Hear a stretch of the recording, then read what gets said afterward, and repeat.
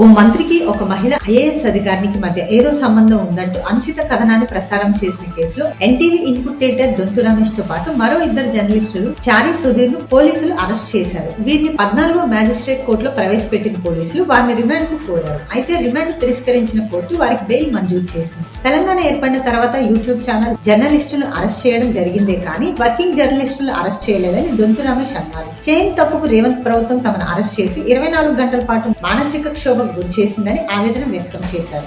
ఒక్కటి మాత్రం చెప్పదలుచుకున్నాం, తెలంగాణ ప్రభుత్వానికి, ప్రధానంగా సీఎం రేవంత్ రెడ్డి గారికి, తెలంగాణ రాష్ట్రం ఏర్పడిన తర్వాత ఇప్పటి వరకు కొంతమంది యూట్యూబ్ జర్నలిస్టులను అరెస్ట్ చేశారు కానీ ఏ వర్కింగ్ జర్నలిస్టును కూడా తెలంగాణ ప్రభుత్వం వచ్చిన తర్వాత అరెస్ట్ చేయలేదు. కానీ రేవంత్ రెడ్డి గారి ప్రభుత్వం ఒక వర్కింగ్ జర్నలిస్టులను చేయని తప్పుకు మానసిక క్షోభకు గురి చేసేటట్లుగా మొత్తం కూడా అరెస్ట్ చేసి 24 గంటలు మానసిక క్షోభకు గురి చేశారు.